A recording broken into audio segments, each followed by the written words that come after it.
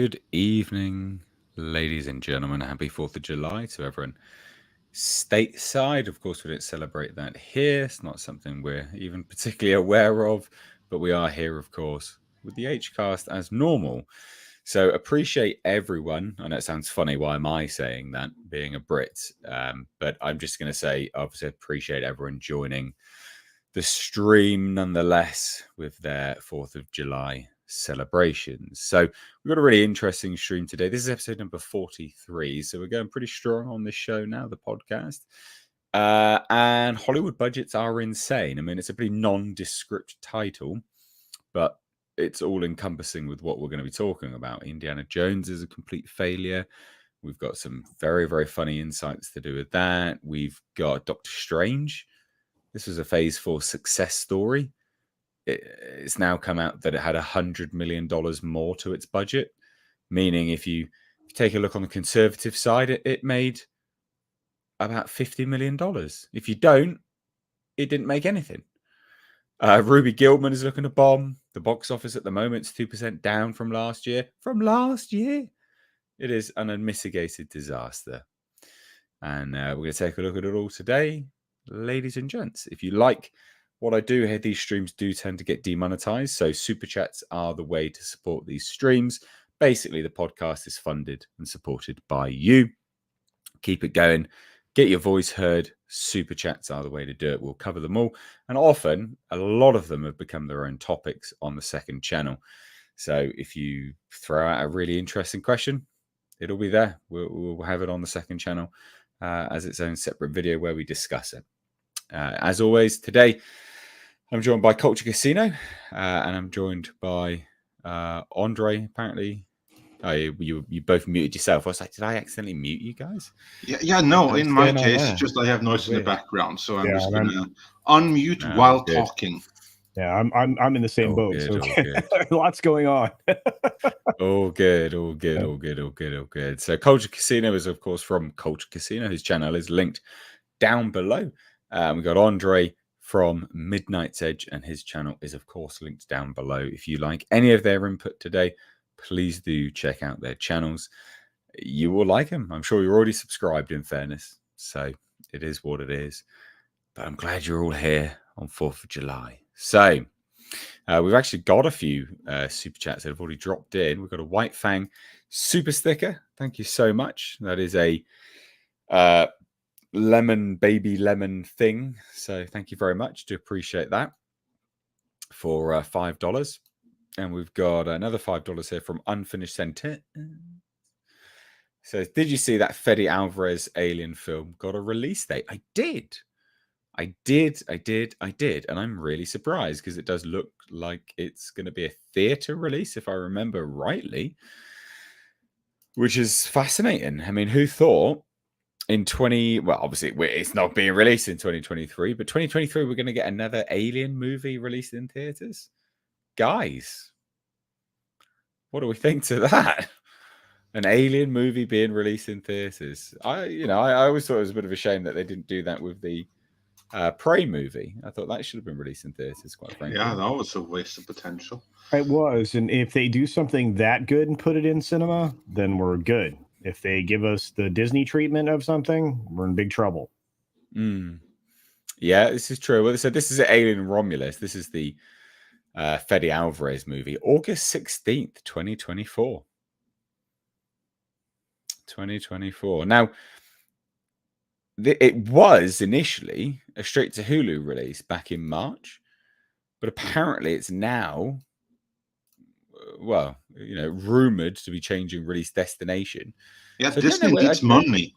Well, I don't know where it's actually going, if it is going to be released in theaters or not. I mean, so it was rumored to be changing its release destination, which now is confirmed. So is it going to be released in theaters then, by the sounds of it? Probably, I would imagine so, because heading to cinemas. Because Disney are the ones ultimately in charge of that, because they are now the owners of Fox and therefore the Alien IP. The time is now such that Disney needs money, which means that this is unlikely to go straight to Hulu.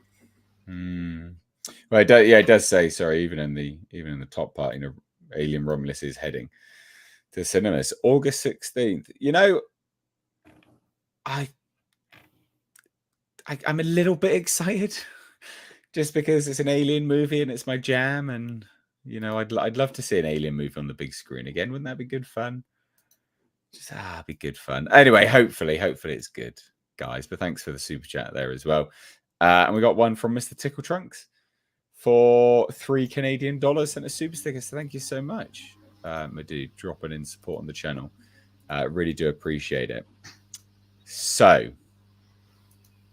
let's talk about Indiana Jones and the Dial of Destiny, because boy howdy has it bombed spectacularly.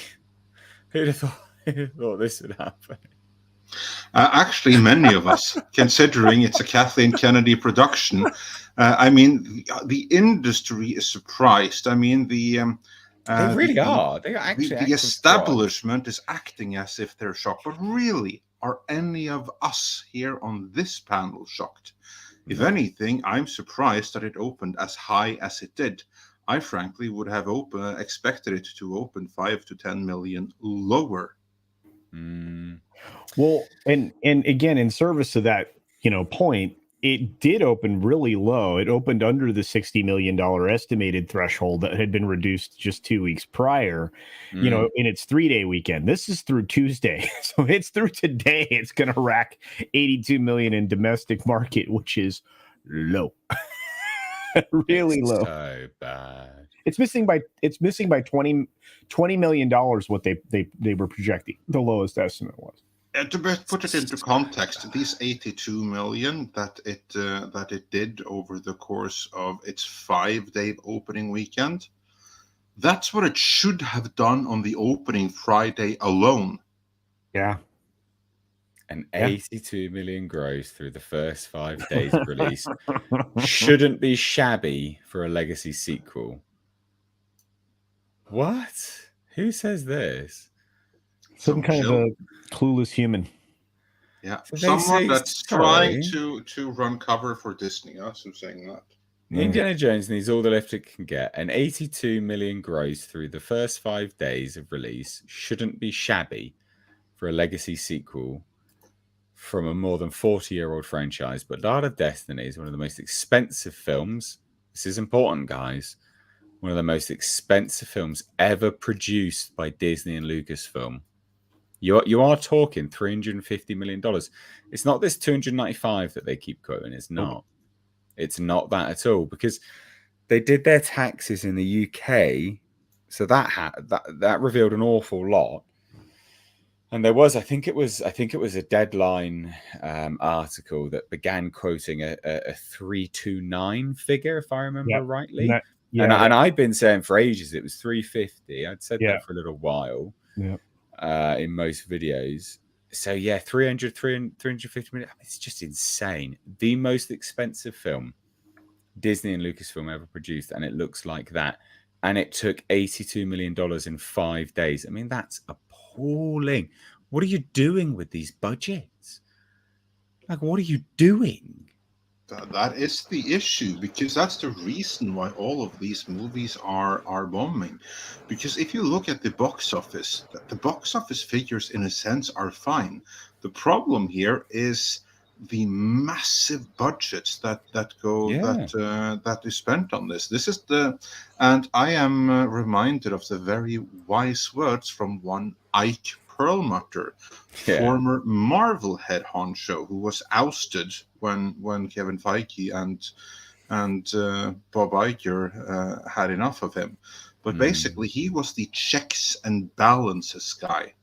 And what he has said later is that it was very important to him to keep the budgets in check, because it doesn't matter how big the movies open, that they break opening records left and right. No one cares about that, really. What really matters is how much is left on the bottom line. And if the budget is high enough, nothing is going to be left on the bottom line. And that's kind of what we're seeing here. And I do believe that is a theme that we'll be revisiting a lot today. Yeah, I mean, yeah, we were. Yeah, well, this is the issue. I mean, this is the title of the video. It's just Hollywood budgets in general. I mean, to look at Indiana Jones and the Dial of Destiny. I mean, so you went the same day I went, actually, Andre. Opening day, which was Wednesday. Yes, Yeah, it was, previous Wednesday. Yeah, because that's where we get some advantages in Europe. And your cinema was empty. My cinema was empty. I had 3 other people in my cinema, and God, what a slog of a film! I had 12 other in mine, but to be fair, I do believe that maybe my cinema was bigger and had more capacity than yours. So, like, adjusted for a head capacity, it was probably the same shit attendance. The most expensive film they've ever produced, even out of Star Wars, apparently. Yeah, Disney and Lucasfilm. This is more expensive than some of the Star Wars films. And Rise of Skywalker had a ton of reshoots. They dumped a lot of extra money into that mess. That too. But that's something that we really need to be aware of here, because we talk about all this money, but not all that money is actually on screen. Well, it is in a sense, but it's not to make us a better movie. But for instance, Harrison Ford's salary for this movie, 20 million alone, just to him, 20 million. And I don't know how much the director James Mangold was paid, but it's enough that he can cry all the way to the bank over the failure of this movie. And same with all of the other producers, from Kathleen Kennedy to every one of her compadres at Lucasfilm. They were paid so many millions upon millions on millions on millions. I mean, these things, they're basically tax shelters, because much of these really extravagant budgets, it's corruption. And so much of it is just a kind of like shifting money from one department to the next. And suddenly it all came into my pocket. Funny how that worked. And that's why these things are so bloody expensive, but why the effects houses go broke and everything like that. I mean, you have a very clear delineation between above the line and below the line. And these extremely high budget movies, if they bomb for the studio, well, the Kathleen Kennedys, they still made a killing on it. Let's put it that way. Oh, it's just, yeah, I mean, and she's never getting, why is she not getting fired? Like, how on earth has she not, but this is the most expensive film they've ever made. And it's the biggest, I mean, that means it'll be the biggest flop that they've ever had. Right? In theory, that is like a spoiler alert. But right now we have the Midnight Edge post-mortem of this movie. I posit that this could lose Disney more than $300 million by the time all is said and done. I said it was 300 million guaranteed it was going to lose. Just looking at it, looking at the early, looking at its opening box office, the amount of money it cost to make, basic projections, it was easy. At the very bare minimum, it was $300 million it was going to be losing. It's just a staggeringly high amount of money. Just what on earth are they doing? And again, like, we know kind of where it goes as well. I mean, it's just ridiculous. It's absolutely ridiculous. Just insanity. Yeah. So absolutely. Disney shareholders, I mean, they are the ones we should be asking, what are you doing? If you're a Disney shareholder, what the hell are you doing? Why have you not sued the company yet? Why have you not sued them for violation of fiduciary duties? Why haven't you not go along with other shareholders to demand Bob Iger's head on a platter? I mean, if you are a Disney shareholder, I mean, we're soon reaching the point where you have some level of culpability here, because Disney is not upholding their fiduciary responsibilities to their own shareholders by doing all this madness.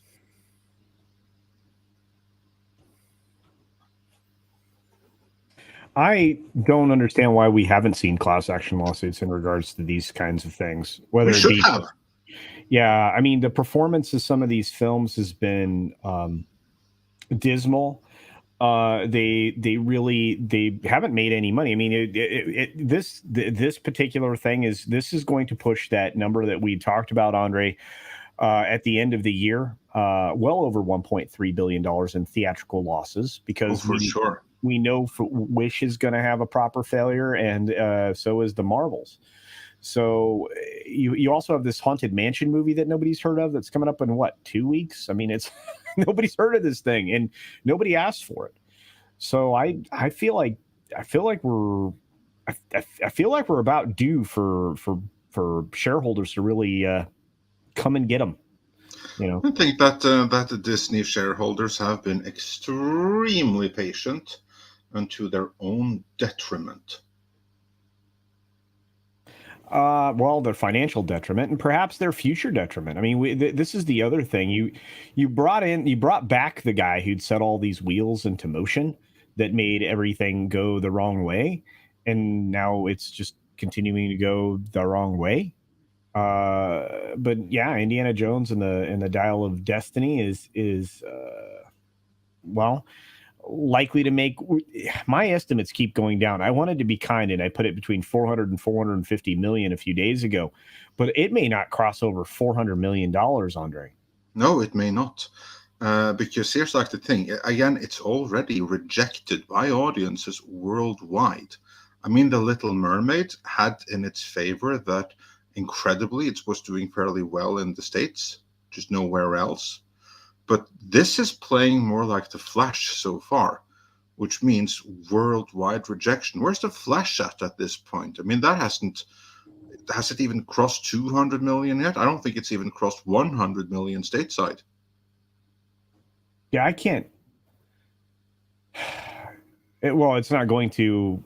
Well, obviously 82 million through today, if they're lucky. I still think this is a high estimate, but we'll find out.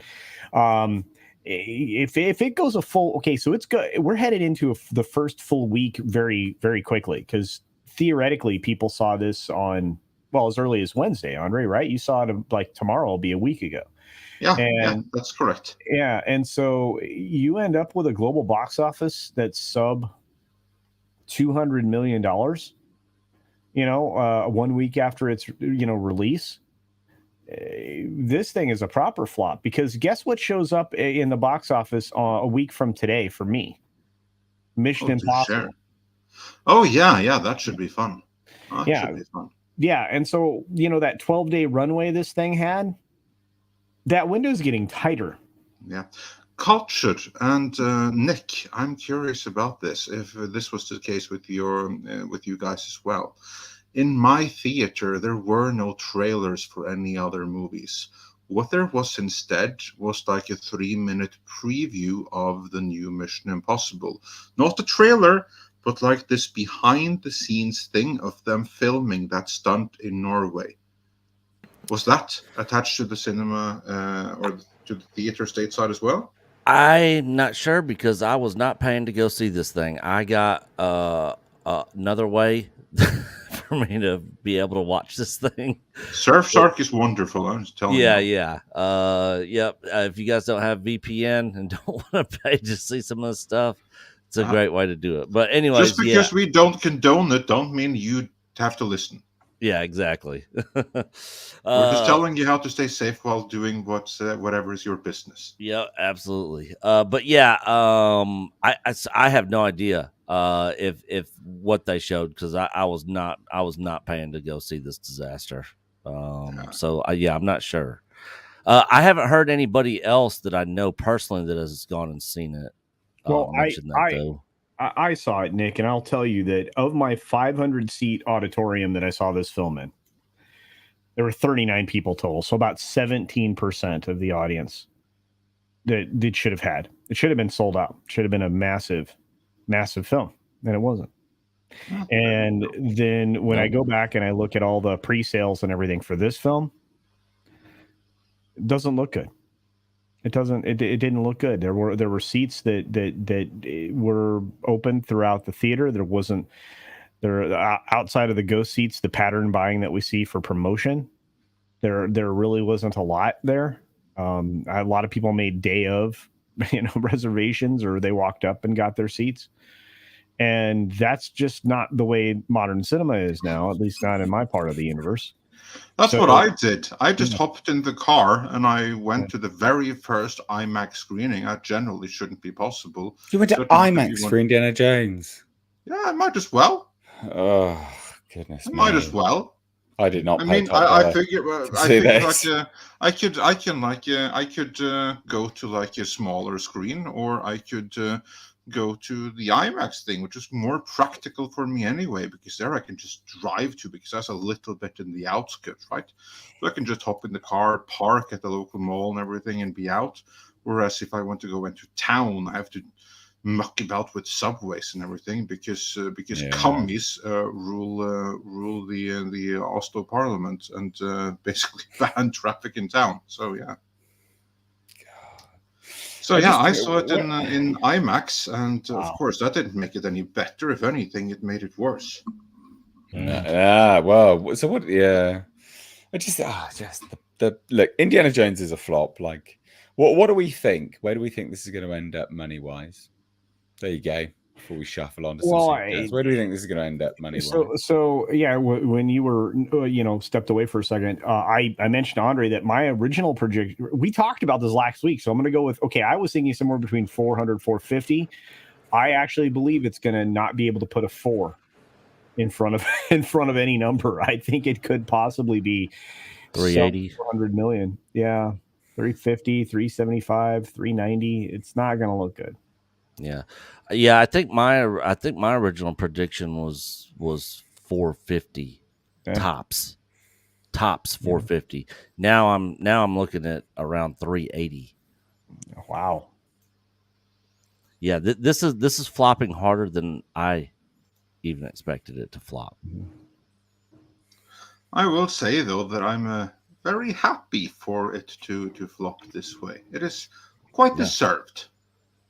I don't. I was going to say that I'm gloating too much, just a little bit, but this was an entirely predictable disaster, and it was entirely avoidable.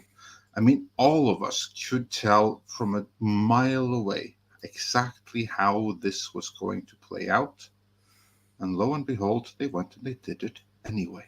Yeah, I got a question for you guys, because maybe I missed it. Whatever happened to him being? They never wrapped up the storyline of him being Criminal.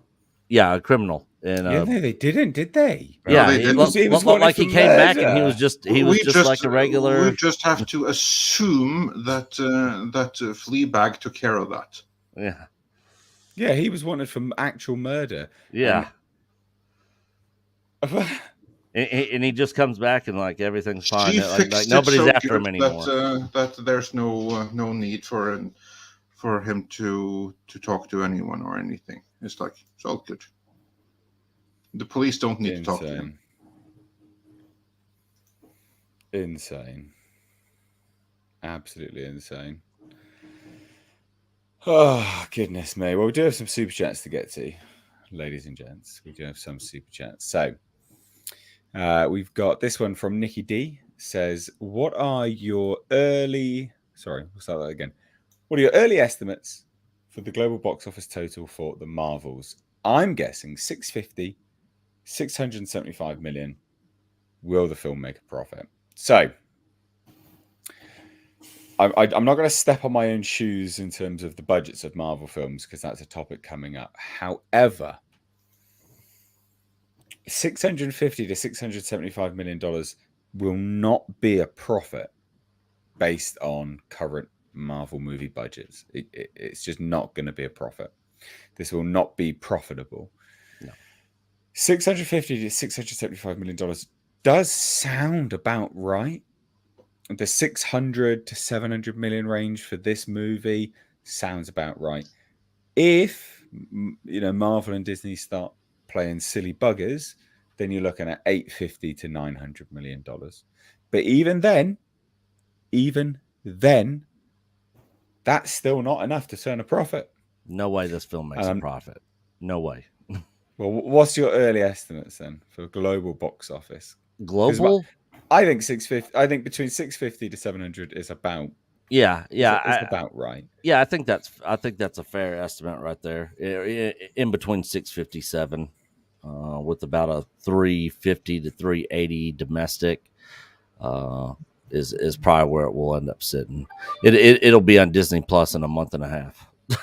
Yes, true. That is true. That is true. Culture. Oh, wow. All right. It is a relatively unknown and unliked set of circumstances when it comes to the people that are involved in this. You have very little interest in these three characters. That's quite clear. You're looking at a budget for the film that's going to put this at, definitely disappointing, based on some early reporting that came in that they'd already spent about $130 million on some things, and that the film was not nearly ready to be done, finished, completed. So this budget, I'm just going to say it's getting the 250 treatment by the end of the day, which is probably accurate. So it'll never make a profit, because I think that it's going to perform between Thor: Love and Thunder and Eternals domestically. I think domestic number is going to be about 270. So that gives it about 330 international. So that puts you at what? 600 million? It's going to make about 600 million. God damn. I think it's going to make you be lucky to make 500 million. Wow, Andre. Oh my goodness. I mean, I generally don't go and predict box office, because I'm not that good at that. Right. But I submit Ant-Man and the Wasp: Quantumania currently sits at 475 million. Wow. This was supposed to be like a saga pushing movie. This is the one that was widely publicized as this is the movie you have to see. This is where we really start the new saga, and it has not crossed 500 million. Look at the leads of this movie. You have Captain Marvel. Ignore completely the fact that first movie did 1 billion. That was a fluke. For one thing, probably the box office was forfeited somewhat, but more importantly, it opened in the absolute prime of the MCU. Between Avengers Infinity War and Endgame. Right between the two is where it opened, in absolute prime. But what happened since? I mean, they have Q ratings and stuff like that. They know how well the character has been received. She's barely appeared in anything since, only done cameos. And Brie Larson was even downgraded from her own movie and I do believe that's because they feel that she can't support her own Captain Marvel movie. And so she is left to co-star with the stars of 2 Disney Plus series. So basically, this is a movie that requires homework. In order for you to get this movie, you need to have seen WandaVision, and you need to have seen The Marvels, which is what? The least seen of all the Marvel Disney Plus series? I believe it is. Apparently, it's one of the best ones, but in terms of pure viewership, it is one of the least viewed, if not the least viewed. And now these characters, these looser characters that no one really cares about, that have never been able to sustain a comic on their own, that basically are kind of like the trope that if you have like 3 D celebrities together, they make up 1 B celebrity. That's kind of what we have going for us right here, right? I honestly don't see this movie making 600 million. Like, you guys, you could all be right, but I think you're optimistic here.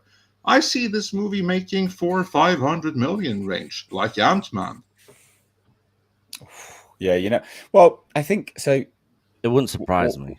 One thing which I think adds credence to your statement is how low Secret Invasion is doing on viewership and ratings. And Secret Invasion is set before this. Also, Secret Invasion is something that was set up in the Captain Marvel post-credit scene.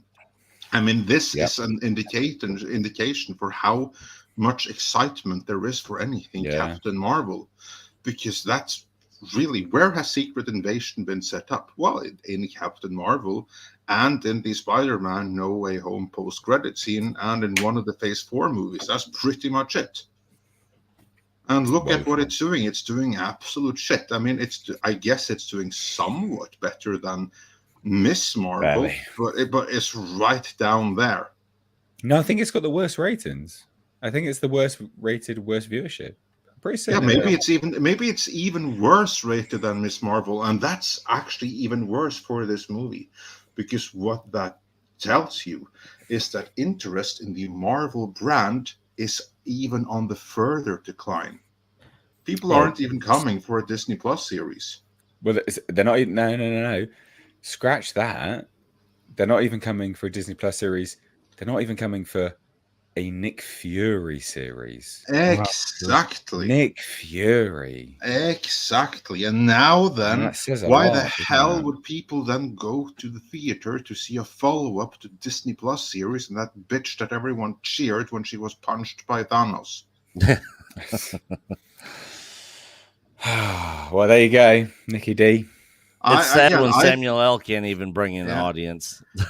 So I think all of you saying like 600-700 million. I mean, yeah, you could be right, but I think you're being wildly optimistic here.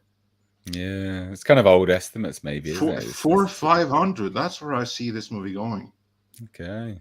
And also keep in mind, we are now in the post-Flash world. People have had it with superhero movies, and that is because of shit Marvel movies. It's a good point. That is true. That is true. There you go, Nicky. Got your money's worth there. And this is what I mean.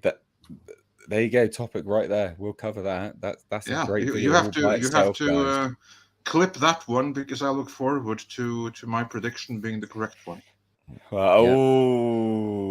Confident. Wow. No, I like it. I like it. So, yeah, you guys in chat help dictate the conversation with those super chats, so keep them coming. Yeah. Absolutely. So thank you so much. So we've got Hello Computer sent a $5 super sticker. It's a lemon character and a baby lemon jumping in the air to do a high five. So thank you so much. I caught that reference. Hello Computer. I like it. Brilliant. Very cool. What reference is that then? It's Star Trek 4.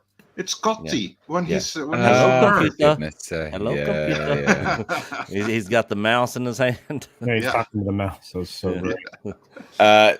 This is disgusting. Alan B always drops in with these super chats. I can't read this out, mate. These videos get demonetized as it is. I appreciate you keeping it on the air, but I'm not reading that shit out. I'm not doing it. Oh boy. I don't even know what that means. So talking about doing gross things with elderly women. Oh. And their rectums. Oh, gross. Yeah.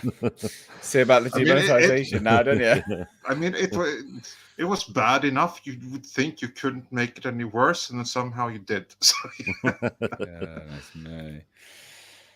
Jeremy Turner, $5 says, I am 38 and I love indie. Could afford tickets, took 2 kids to Mario and had no interest. I'm not going to the cinema at $17 per ticket for a crap movie. A lot of people absolutely. That is the mindset of so many people. So many people, like, the thing is, superhero fatigue is real, absolutely. But it's bad movie fatigue. That's what it really boils down to. Because people will go out to see a good movie if it's a superhero one. They just will. But people are being much more discerning. Just like you. You saw Mario, you saw Indy, right? You saw him being advertised. And you went, yeah, I'm going to go watch Mario. A 38-year-old, I'm going to go watch Mario. Instead of Indiana Jones. And that speaks volumes because one was clearly marketed as a better movie than the other. Yeah. Which is hilarious because it's the bloody kids movie to be more appealing to an adult than it did the adult movie. But again, people are being so much more discerning about where they spend their money. Their money is hard earned. Why would I spend it on absolute garbage? Just why? You know, why? And again, I'm always kind. We're always very conservative in our estimates and and things like that. But and again, I know that tickets for premium large format theaters vary widely across the country. $17 seems to be on the very top end of that, and I agree. Going to the cinema, that's it. Times three at $17 is not. That's not satisfying, especially with the way this film is put together, how poorly assembled it was, how terribly conceived it was. The writing was awful. Outside of a few moments Harrison Ford delivers, it was even missing in the acting category, which it's hard to say when you have such talented actors involved in something like this. But I do believe that there were points at which the more experienced actors weren't invested in what they were doing. And why would you invest in them if they're not investing in their craft? Absolutely. Terrible. Dwayne Oldson for $5 says the Disney board expected what? Plus 5 billion cash flow on its movies this year. Yep. And it's now minus 1 billion. That's Yep. a net minus 6 billion. They're getting crushed. Yep. I think it's worse than 1 billion. It's going to be worse. It's going to be worse than we know. It's going to be worse than we think. I mean, we'll speak on that in a minute because we have another subject that's going to. But they're not going to be happy. Neither are the investors. The shareholders. They're going to be pissed, and they were pissed at the last one. Yeah. God. Yeah. Al Humphreys for $10 says, hello, Nate, Coach Casino, Andre, and Nick. Thank you so much for your advice for avoiding terrible films. Your advice has been priceless, my friends. I love you guys for this, and I raise beer to you. Well, thank you so much. Cheers to you, Al Humphreys. Cheers, dude. We're just happy to be in the position we're in, talking about films, and for people to care about our opinions of them. To be honest, it's a very lucky position to be in. Let's put it that way. So thank you. Nick Allanen for $10 says, who incepted Indy 5? Who was the creative at the top? How much influence did Ford have? How can John Williams still stand having to carry this whole thing on his back? Lucas and Spielberg bowed out. Well, no, this film, this is a Kathleen Kennedy film. This has been her thing that she wanted to do.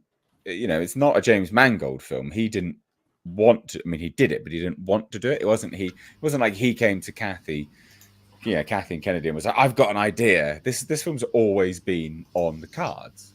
It's always been on the cards. So it's a Kathleen Kennedy film. You had so many different writers here, and I forget who the original Inception or where the original Inception point was, but you have co-writing for Mangold himself, Jez and John Butterworth, and David Koch. Those were the people that were credited with writing. There was also supposedly punch-ups and additives by Phoebe Waller-Bridge herself. And there were dialogue changes suggested by the lady that plays the CIA agent that gets smoked by a flat top blonde Nazi guy. But I just the biggest problem is there's way too many cooks in this kitchen. But Andre, do you remember who originally was the person tapped for writing this? Because it wasn't Mangold. No, I don't remember, but it doesn't really matter because here's like the thing.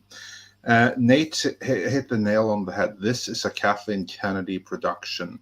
This is the first Indiana Jones where everything originated not with George Lucas, not with Steven Spielberg, but with her. So it doesn't really matter who wrote it because they would write and answer to Kathleen Kennedy directly, her and the director. And the director would also be someone answering to Kathleen Kennedy. And the problem here is that they all agreed. This is something that was revealed in Deadline Hollywood, that there were like no major conflicts or something like that. Kathleen Kennedy had an idea. It was given to some writer, don't remember who who developed a little bit further. They went to a number of directors. They landed on James Mangold. The idea was refined further, and everyone was in agreement on what to do here. Kathleen Kennedy, the writers, James Mangold, and yes, even Harrison Ford. And what they were doing was something that appealed to them all on paper. On paper, it seemed like a good idea to the point where even Steven Spielberg signed off on it. Of course, he didn't actually want to have anything to do with it beyond that, but he signed off on it. That's also how John Williams still stand having to carry this whole thing in his own back. Well, he's got descendants that need to get paid. So why wouldn't he score an Indiana Jones movie? It's something that he can do in his sleep. It's like an easy paycheck. He has the main theme done already. The only thing he has to do is just like some simmering in the background and variations of the theme throughout. It's super easy, barely an inconvenience for him to make that score. So why wouldn't he? Yeah, easy money for him. And this was written by 4 different people, so it's basically written by committee. And James Mangold does have writing credit on this film. Now, who knows how much input he actually had on the movie as a whole, but he has a writing credit, so he contributed in some sort of way to the writing in this film. But again, it's a Kathleen Kennedy production, and whatever they wrote, if she didn't like it, I'm sure she was like, no. How about instead of him gets the girl, then he gets the dog, or something stupid, for everybody that's heard that Steven Spielberg clip out there. Oh, yeah. God, we put it in a number of videos. Absolutely. It's just, this movie was always going to happen because of her, and it was always going to bomb because of her. Always. Absolutely always. How much influence did Harrison Ford have? None. He doesn't care. Yeah. He just got. He was convinced to come back with a paycheck, and you know what? Good for him, I guess, to a certain degree. Actually, there's a little bit more to it than that. Yeah, he was convinced to come back, but he didn't need much convincing. Harrison Ford is as guilty of this as everyone else, and he should not get any kind of repass whatsoever. No. On the contrary, I don't feel bad for him that he's lived to see this movie bomb. Screw that, he deserves this. You know why? Because he had to be convinced to come back for Star Wars, because he doesn't like Han Solo, which says something about him, with just how important Han Solo is to popular culture, but he doesn't care. And so the reason that he came back for Star Wars, this is where he needed convincing. It was 2 things. 1, it was paycheck, and 2, it was the promise of another Indiana Jones, which is something that he wants to do. Plus, it was one more thing. It was the promise that Han Solo would die, because he can't stand the character.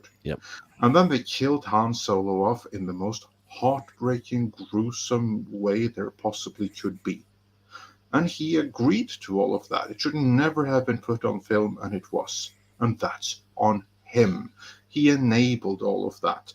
Now then, and that's because there's a big disconnect between him and the audience when it comes to Han Solo. Now, I submit that there's a disconnect between him and the audience when it comes to Indiana Jones 2. We just didn't realize before. It's only when we came to this movie that Harrison Ford's Indiana Jones was a broken down old miser.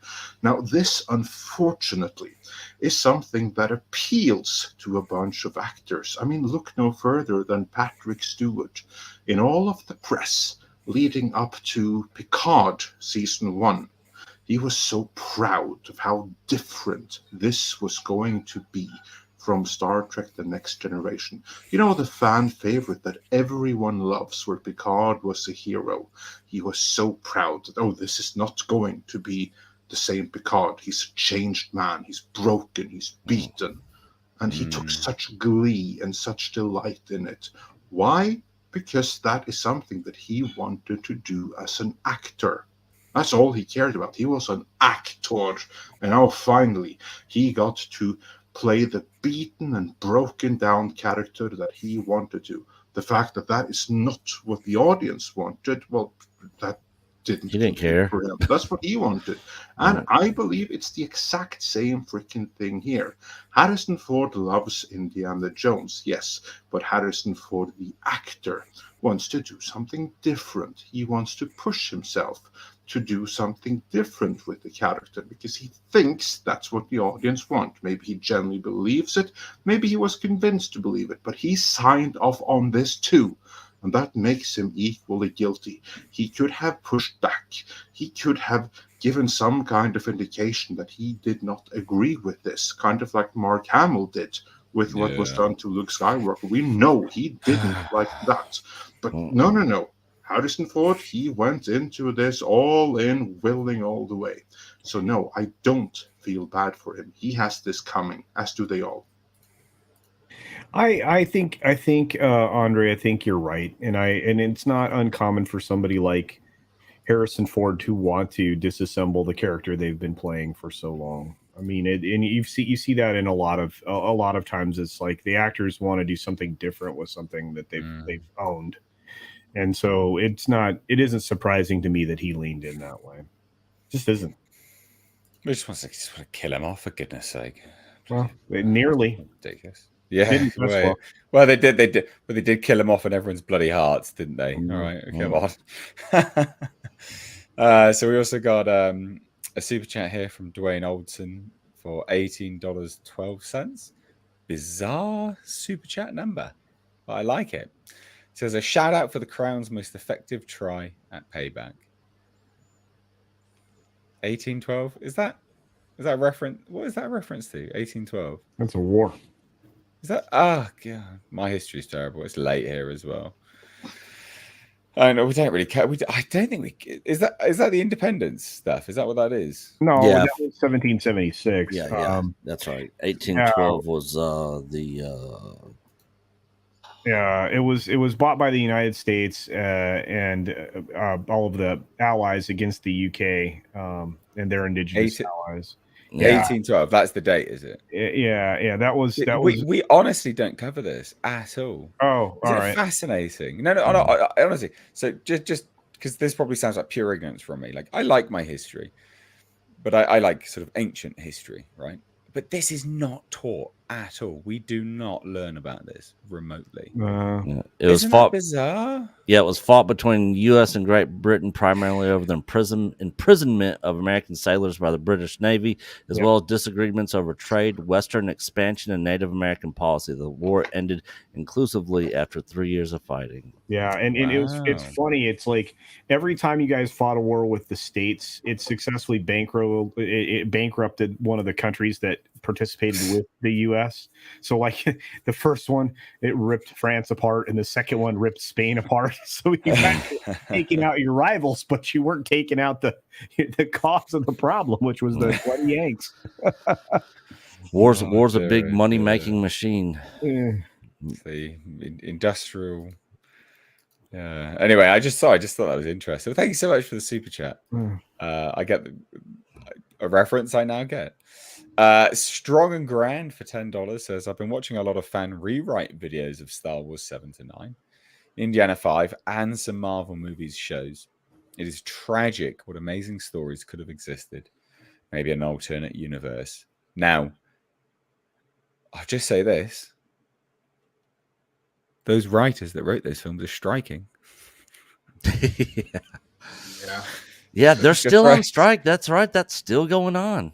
I'm really worried about that in terms of content. And no, really? Yeah, I mean, I've got plenty of content. These idiot actors keep shooting their mouths off. I'm good. Okay. Well, soon the actors may go on strike in sympathy as well. So yeah, and then they'll say more dumb stuff. So yay! We say that, but I mean, it's fucking the industry up pretty. Like, there is going to be a huge gap. Yeah. Where there's just nothing. Yeah. And it's the dregs that they've had on the shelves for the last couple of years. Well, that's why and Andre, correct me if I'm wrong, but that's why they didn't completely destroy and write off Echo, correct? Sounds Probably. about right, I'd imagine. Yeah, because they have such a dearth of content for Disney Plus and other things since they're not making anything right It's now. a series that I do believe that they are completely ashamed of, which is Yeah. why they're like dumping it in one go. That they took a look at it and realized, oh shit, this ain't. Why gonna did we work. make So this? we're just gonna dump every episode in one go, so at least we get all of the bad press in one news cycle, and then it's forgotten, rather than a news cycle every single week. So that series, that's going to be a disaster.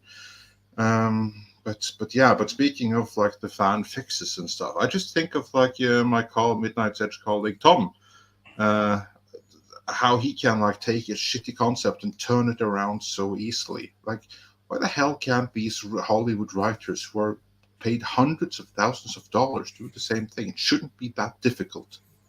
Oh, it's just insane. It's insane. Absolutely insane. Darius White for $10 says, don't mind diversity in hiring, but never ever raise a DEI person to an executive position with the authority to direct mandated creative input. Put all that nonsense back under HR where it belongs. Boom. Yeah. And Yeah, that's I think, Darius, just to speak over to this real quickly, I think that's why we're seeing many of these DIE folks hitting the bricks at all these studios and creative endeavors, including over there at the BBC for y'all recently. I think that was yesterday. It was yesterday, and it was glorious. How like the DEI person at the BBC was fired. Now, of course, I think more could be achieved by them firing their own recently established Ministry of Truth department. But, that's so bad. What you get, I guess. Nate, I just have to ask you, like, real quick, like OT, like the BBC's Ministry of Truth. How many over there recognize that for what it is, or how many do think like, wow, yeah, we really need this fact checking?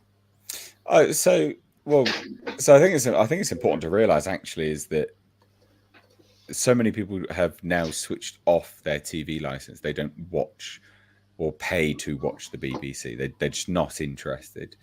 Wow. But there was a staggeringly high amount, and that's why the BBC lobbied the government in an attempt to make everyone pay it. They were like, no, like it needs to be in law. Like put it as an actual tax. Like it's effectively a poll tax anyway. Like you have to pay it if you watch the BBC. Or if you have a TV that like you're watching live, you're watching live television on or some nonsense like this, and so many people have just began to refuse to pay it now. It's staggeringly high, and that's why they're really struggling. And they're sort of downsizing, binning people off, changing stuff, changing tactics. This old Ministry of Truth thing, that sort of element, like I'd say that's them trying to wade into, the culture war, I guess, into in a certain degree. I mean, it is. They're trying to debunk everything whilst also not taking a look at their own. It's like don't throw stones, when you live in a glass house. I mean, that's basically what they're doing, isn't it? They're not well liked at all in the UK. They're not well liked, and they prey upon old people effectively that don't know they don't have to have a TV license, and it's sad. The letters that come through, like I get them because I don't watch live TV. I don't need it. I'm not interested. But the letters that come through from the TV licensing company, if you're an old person, an elderly person, you're reading this, you'd be really scared. You'd be genuinely scared. Like it's in bold letters. We are investigating you. All of this stuff, and it would be effectively like a cable company writing to you, going, "We've seen you don't pay us for cable.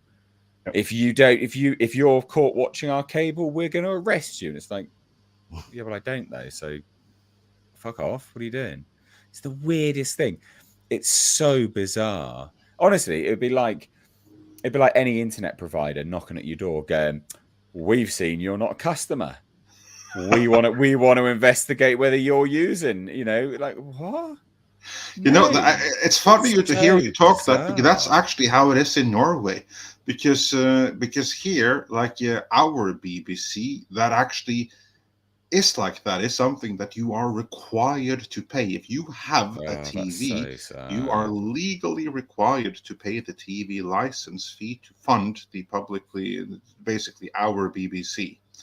And they also do have inspectors that come and knock at your door if you haven't got it paid. I remember this because it happened to me once. Like it was like after I moved away from home and I'd been away, lived there for a few years, and I suddenly knocked on the door, and it was like the TV inspector, and he was like, "Yeah, hey, we see here that you have a TV, but you have never paid license. Do you have a TV?" And I was like turning around, and you could like literally see it from the entrance. It's like it's right on there in the background. I was like, yeah, it's a little bit hard to deny.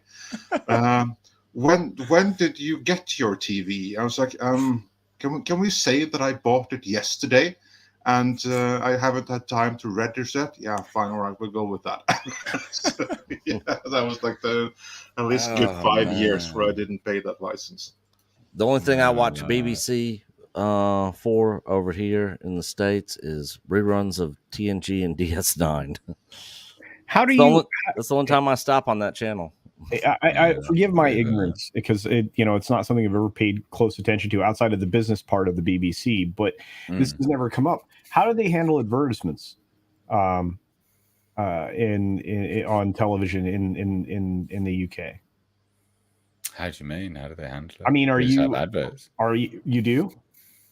Yeah, we have adverts on TV. So why yeah, are you yeah. paying a TV license if you're getting advertisements?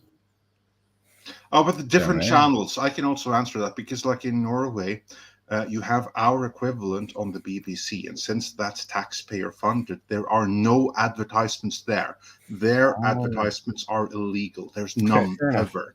I yeah, don't know And if there then, is and any on then the you have BBC. all of the other commercial channels, which are not funded Right, by, yeah, the, by no. the taxpayer, and they're funded. By Okay, no, so just to because I don't watch TV. You're Right. completely right. The BBC doesn't have adverts. Okay, fair enough. That makes a lot of sense because I look at it and I'm going, all right. Why would you pay a license for something that they're getting revenue off of advertising? Yeah, but there's no advertisements on the BBC. I just wanted to clear that up because I was trying to figure out their monetization model, and why they don't go to a for-profit company and shift over to an advertisement model. That would make a lot more sense. Yeah. No. So basically, all of the state, and this is all across Europe. No, stop. No. They do actually have adverts. I'm just reading into it. Adverts shown on the BBC are usually for public service organisations and charities, not products or services. Exactly. These adverts are shown around programs to inform viewers about services that are available to them. So basically, it's NGOs and healthcare and stuff like that. All right. So it's not commercial advertisement. This is the same across Europe. Everywhere where you have like a state-funded channel, on that state-funded channel, there will be no product placement. There will be no commercial income of any kind. But then right next to it, you have all of the other commercial channels. They have all of that. There's only one state-funded channel. Of course, you can have like the BBC One and the BBC Two, the rest of it. This is true all over Europe. But see, and they were so terrified that Channel 4 was going to go into private hands that they squashed it. Correct? Because I was thinking about that. I was like, well, this is essentially state. You have state-sponsored television. You have like propaganda media. That's what you have, and they force you to pay for it. Oh my god! I know it's ridiculous. Yeah. And this again, it's like the same thing in Norway as well, where like the political opposition has always also labeled like the state channel as basically the Pravda of our Labour Party, and like typically also like the head of our BBC is even politically appointed, and typically it's a politician of our Labour Party, just to ensure that it always presents the correct values at any given time, that all the news are slanted in the acceptable way. Which is totally the case. Like it's not. So to any Norwegian who may be watching, like our news, they are not at all neutral. They are every bit as slanted as everywhere else. Right. Guys, we're going to put a pause on the super chats for a few seconds, but we've had some really good ones there, great conversations, and that's all courtesy of you. So if you want to support the show, this podcast is basically funded by you. So super chats are the way to do that, because we do get demonetized. It's also a way to get us to talk about what you want us to talk about. Now, let's move on to one of our other main topics, which is, again, budget related. Now, ladies and gents, one movie of Marvel Phase 4, Phase 4, that was considered to be a success. Does anyone know it? Doctor Strange in the Multiverse of Madness. Now, this still movie haven't seen that from start to finish. This movie took $955.8 million, I think was the overall figure. $955.8 million at the global box office. Now, you might be thinking to yourself, that is huge. What a massive success. What a huge success. Rip-roaring success. Nearly $1 billion. Well, riddle me this. If we look at the conservative side of a marketing budget, it actually only made somewhere in the region of $50 million. That's a conservative estimate, because it has now come out, ladies and gents, that actually it cost $100 million more than previously believed. Now, let's get into the nitty-gritty of this. $350 million. That's how much Doctor Strange cost to make, which, funnily enough, if we scratch that straight back to Indiana Jones was the most expensive movie Disney Lucasfilm made. It's definitely $350+ million, but I digress slightly. $349 million Doctor Strange cost. Now, we conservatively, and it is conservatively, let's just conservatively say it had $150 million marketing budget. It didn't. It was more than that. But let's just say conservatively it did. 350 plus 150. Culture, you're good with mathematics. What does that put us at total budget wise? Oh wow! Let's say the $300 million plus the $200 million. 350 plus 150. Well, there was a tax write down in the UK. Okay, all right, yeah, true. Yeah. True. But I mean, yes, they did spend that money, but they got $54 million in tax credit in the UK. So I like you said, I will stick with that $300 million number, okay. and suggest that yes, it probably was $200 million in ads and print, so A&P, P&A, whatever you want to call it. So yeah, I mean, it's $500 million. So riddle me this, Andre. You're good with mathematics. He is. You Norwegian good sir. He is. How much does that movie need to make to break even? Tell me again the total negative cost that we arrived at there. There's $500 million all in conservatively. 500 million in conservatively. This movie needs to make upwards of 900 million to break even. So how much money did it? How much money do you think it made? Andre, if it did 955.8 million. Well, again, that's where we get the $50 million from, isn't it? That it's left over with at the bottom line after everything is said and done. Without the tax credits, it wouldn't have made any money. That's crazy. So basically, they needed my money. They needed my tax. Thank you. Some of my tax made that film a success. Thanks. Wow. Actually, yeah, this is true. I mean, that's the bittersweet. Bob Iger should write the thank you letter to Mr. H and every other denizen of the UK for the tax credits that bailed them out. Unbelievable. Worldwide, that movie made what? It was over 900 million, wasn't it? For Doctor Strange in the Multiverse of Madness? 955.8 million. Yeah, and that's the $50 million that it made. Because I mean, at that price level, actually made. The break-even point is upwards of 900 million.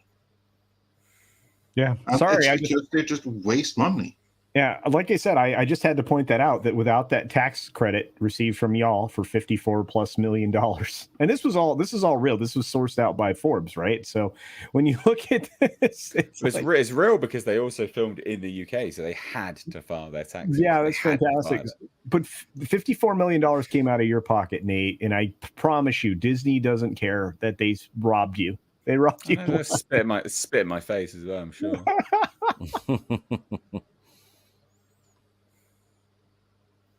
Outrageous. This is what we're talking about, these budgets, guys. This is what we were saying about what was it, bloody the Marvels? That's it. I was gonna say Ms. Marvel, Captain Marvel, the Marvels. This movie had to hit over $900 million basically to start turning a profit. To start turning a profit. So that you can see why now the title of this podcast is what it is, because these budgets are insane. Yeah, and it's at breaking point, isn't it, Andre? It's got to be, surely. You'd think so, but there's no signs of stopping, and I do believe part of the motivation is that a very big part of this money is, and this is part of the reason why they can get away with it. It's something that is registered as cost. It is something that they can write off as cost. But a very big chunk of this money is cost that is just transferred to another account within Disney and ultimately to some of the studio heads and everything. So money is still being earned here, just not by the corporation proper and certainly not by the shareholders. But I do believe that many individual producers in the Marvel system, these movies were very profitable for them, and it was very profitable for various internal production entities, just not for Disney's shareholders. And they are the ones that need to riot against what's going on here. Because what this means is that this is further proof. I mean, because just look at Phase 4 as a whole. This is probably the only movie in Phase 4 that made any kind of money. And it's less money than expected. Everything else, I mean, they've probably lost like $1 billion, $2 billion on Phase 4. Oh, it's just insane. It is absolutely insane. You know, that's more money, and Terry Not a Tiger in chat brought this up, but that's more money than what was spent on Avatar 2. Actually, yeah. Yeah, you're right. It's not. I mean, these things right here, they do have like Avatar level budget. I've said this multiple times. These budgets are absolutely insane. I'm just waiting for creative filmmakers to come back and have some low budget films that actually do really well, that are good, entertaining movies, that doesn't have some sort of political message in it. You know, Napoleon Dynamite in 2004, it had like a, what was it, like a 400,000. It was less than $500,000 budget. You need to go check out Asteroid City. At what is it? Asteroids 80? Asteroid City, like the new Wes Anderson movie. And also, Insidious, The Red Door is coming next week. See, there's that looks good. Nefarious was another good one. I don't know if you guys have seen that. No. And as is being pointed out in the chat, you have the Sound of Freedom, opening up to massive pre-sales. So I'm looking forward to seeing that. So, goodness me! But this is apparently where the where it all sort of came from. So I remember reporting at the time, but there was huge reshoots, and I was like, they're basically reshooting the whole film because the amount that they were reshooting for lengthwise was crazy. So this entire sequences were changed. Yeah, loads of the cameos were filmed multiple times. Marvel Studios not actually having a concrete plan in place for the multiverse saga. Yeah. Fucking outrageous. Well, there you go. Spaffed it up the wall. With my 50 million in tax, making Marvel some profit there. Unbelievable. Absolutely unbelievable. Now we do have Accident Seller here for 50 Norwegian kroner. Says not really angry because Dark Fate is too bad to be taken seriously. But Linda Hamilton, bless her, also fully deserved the box office bomb that was Dark Fate, as did Arnold Schwarzenegger. Yeah. As did Did he Arnold come out recently and Schwarzenegger. say he was done with the Terminator franchise? He did, and he also came out and said he knew that Dark Fate was going to be shit as well. Yeah, and you know what? And they also said, "Fuck your freedom, Nick." So Yeah, He he did. did. So this is interesting that Culture just brought this up because it just reminded me of something. Over the weekend, I actually watched the 3-episode Arnold series on Netflix, which is basically Yeah, I a saw it too documentary. a couple of weeks ago here. It was really good. It's amazing. But when it got to the political aspect of it, I didn't Oh. realize how left wing he was on a lot of his policies, and he ran as a Republican. Yeah, as a he's what you California. refer to as a rhino, a Republican. Yeah. In the name only. What I will say about that is that is where they really skimped on the detail, because if you have read his biography, which I have, then this 3-episode miniseries is really just a slimmed down adaptation of it. So if you liked that miniseries, I highly recommend actually reading that book. It's actually a really cool audio book, so you can just get that off Audible or something. It's well worth your time. It goes into much more detail, especially about the political era, which is interesting. I'll have to check that out, especially if it's on audiobook. Oh yeah, absolutely. Check it out. I mean, there's like some audiobooks which for those in our sphere are tremendously interesting, and two in particular are Arnold Schwarzenegger's, and then there's Bob Iger's audiobook, which is also really interesting. And I do recommend that because that is one that I'm sure he must regret having published because it's not aging well. No. Did not shed a good light on him. No. 1864 Kev for $10 says, "You guys are great. Always a pleasure listening to you all. My question, being a Star Trek fan, do any of you know why Paramount Plus pulled season 4 of Enterprise?" Andre? I'm not. I am so checked out. I'm so checked out. I know why. Star Trek. I know why there never was a season 5 of Enterprise. Why it was cancelled after season 4. I know that. But if Paramount Plus has pulled season 4 of it, that's actually news to me, and I have no idea top of my head why that would be. Oh, okay. All right. Well, sorry, buddy. Sorry about that. We don't know, I'm afraid. But I'm glad you enjoyed coming here and listening to us shoot the breeze here on the podcast. Thank you. Paulus Plain for 100 Norwegian kroner says, in 1812 war, in the 1812 war, the White House was burned down by the British Army. Royal Britannia. Brits would be slaves. Oh, dear. Lest it be to their own government, but of course that's a different matter.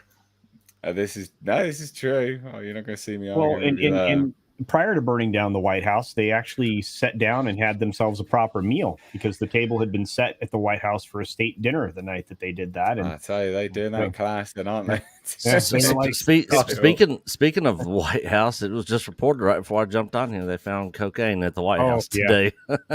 You are joking. Last night. Hunter probably maybe. Hey, the library where behind. The library where the powder was found is got cameras on it 24/7. So all we got to do is Freedom of Information Act request the recordings, and we'll know exactly who was rocking the.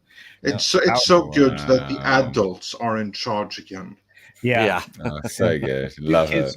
Suitcase thief pretending to be something he's not was in charge of the nuclear stuff. Thank you. And he finally got arrested a second time. Hokey smoke. Yeah, not great. Not a lot of adults in the building there. Accident Seller for 50 Norwegian kroner says, Ari, the license fee for NRK in Norway. True, but now it's part of the tax we pay. It's been rolled in under that. Oh dear, Andre. NRK is the Norwegian BBC. Yikes. Yeah. Doesn't sound good. Doesn't sound good. No, it doesn't. Sketch Therapy for $2 says Hollywood and governments are social engineering through tax code. That's true. Yeah. That's Right. true. It's true at this point. Yeah, we're bloody Marvel. And last one before we move on to our next topic. Again, thank you so much, guys, for these super chats. It means a lot. Really does help out. The podcast is quite literally funded by you at this point in time with the demonetization. So Dwayne Oldson for $5 says, is the entire woke era just Hollywood suits replaying the producers and ripping off their own studios? Zero profit movies for 5+ years. I mean, yeah, so Some of the studios are making money, but some a are. lot of them but are then- not. And this is the thing. So not to sort of breeze past your super chat too much, but our next topic is all about this. And, you know, this will address it basically. This will address that super chat, Dwayne. The Midsummer box office hitting $1.88 billion is down 2% from last year. Mm. That is woeful. But you look at what they're offering and it's garbage. Yeah. And you just think to yourself, well, yeah, no shit. Like, of course, no one's going to watch these movies. I mean, what is it? Like, what have we got coming out, right? So, where is it? So, Mission Impossible Dead Reckoning. Good, cool. That's going to make money, Yeah. right? Yeah. Currently, it'll it's be- down because we've got Indiana Jones. We've got Elemental, The Flash. So they're all going to bomb, like, of course, you know, who thought they were going to be good? An idiot. So Mission Impossible Dead Reckoning, cool, fine, good movie, right? This is the Midsummer. Good movie. Barbie, I think will actually do all right. I think it will surprise people. I think Oppenheimer, it will make money, but it won't be a lot of money, but it was made for $90 million. So Yep. sure, fine. But then what else is coming out? Fucking Teenage Mutant Ninja Turtles Mutant Mayhem. That's gonna be trash too. Who the bloody hell wants the one? The Meg 2, I think, will be trash, but it knows what it is and it'll be dumb fun. Let's not forget Barbie. I know, already covered that. Oh, yeah, sorry about that. The Last Voyage of the Demeter. Now, Never even heard of that. That can be cool. I think that's a I think it's vampire gonna be Dracula good. film. Yeah. I think it's going to be good and will make money because it wouldn't have been Yeah. made for much money. But then again, you've got Gran Turismo. Well, that's going to bomb. Who the hell wants to go watch Gran Turismo? What? You're making a car film about a car game? Yeah. How are the people involved in this? How? Gran What? Turismo didn't even have a storyline to the game. And then you've got the film Strays, which in fairness does look quite funny, but it's not a summer blockbuster. I mean, look, I've got a border terrier, a dog, so I love me some border terriers. And so the lead dog in this is a border terrier. So it caught my eye, but it's an R-rated comedy about dogs going to go home to kill one of their owners. All right, fine. Probably not going to shake the box office. Then you got Blue Beetle and the Equalizer 3. Equalizer 3 will probably do okay. And Blue Beetle, fuck knows at this point. This is not exactly summer blockbusters, is it? No. I mean, that's our offerings. That's right the way through to the end of August. That's terrible. And yet, what is going on? Well, okay. Haunted Mansion, a movie nobody asked for, a remake of a movie that nobody asked for in the first place. And Wish is coming. That's going to be another massive Disney flop. There's nothing good here. Gran Turismo is like, as you guys mentioned, is like trying to build a story around a video game. You know, that this kid that plays this video game is now going to be a professional race car driver, driving, you know, Formula One, IndyCar, whatever. Now, And that's not even what the game is No. about. No. So it's sort of Gran Turismo name, but has nothing to do with Gran Turismo the game, which has a crap ton of cars in it. You know, Yeah, I will say it looks pretty cool, but I don't expect it to do well at the box office. I just don't know. Like, this is summer. This is the summer blockbusters that we've got. It's bad. And then studios are like, oh, why aren't we making money? Well, what? Yeah. Why are you surprised? I mean, yeah, you mentioned Insidious. I think that would do pretty well. To be fair, that will make I think money. that's going to be one of the for highlights sure. of summer. And also, it was about time they got it out. It's been 10 years since the first movie. Insidious is a great film as well. I love them. Yeah. Especially the first one. That is such a good film. You gotta watch it at nighttime with the lights out. If this is the final one, or is this going to be yet another cock tease? Ooh. And then it's going to be like, oh, you were waiting for the confrontation with the lipstick demon. Oh well, next movie. Or is this finally going to be the one? I'm sure they'll leave it open just in case at the end. Yeah, of course they will. Like, you know what though? When a film's good, I'm okay with that. I'm okay with a little bit of a tease that it's maybe not the end, because they've earned it. No, but what I mean is like we've been waiting for like the confrontation with the lipstick demon and Lin Shaye's character since the second movie now. Yeah. Well, hopefully, I don't know who. Hopefully, I think it's going to be a good. They've got the marketing right for that as well. Real quick little snippets. Boom, boom, done. Epic. Love it. But what else is here? These budgets again. You got to remember, guys. Right, out of these movies that have already been released, Indiana Jones is going to lose about $350 odd million. The Flash is going to easily lose 200, maybe $300 million. Elemental, that's already that's a huge loss because they're made for about $200 million. So all the movies that they've already listed straight away, they're like, oh, that's put the summer box office at $188 billion, and that's for May 1st to July 2nd. But that still hasn't even turned a profit for the studios. Because their budgets are insane. The last big movie that had huge word of mouth, and you guys can correct me if I'm wrong here, but just from thinking was Top Gun Maverick. I can't think of one that's come out after that there's been good word of mouth that everybody's like, oh my God, you guys gotta go see this movie. Well, it's that's awesome. because there hasn't been one. Yeah. But Super Mario, people did that. Oh, that is of course that was a kids movie, but the last two that really took off based on words of mouth, it's Super Mario, and it's Top Gun Maverick. Of course, you can also you could add Guardians of the Galaxy Part 3 to that because it started relatively low and then it's legged out fairly well due to word of mouth. But beyond that, really hasn't been anything the last few years here. Mario, Maverick.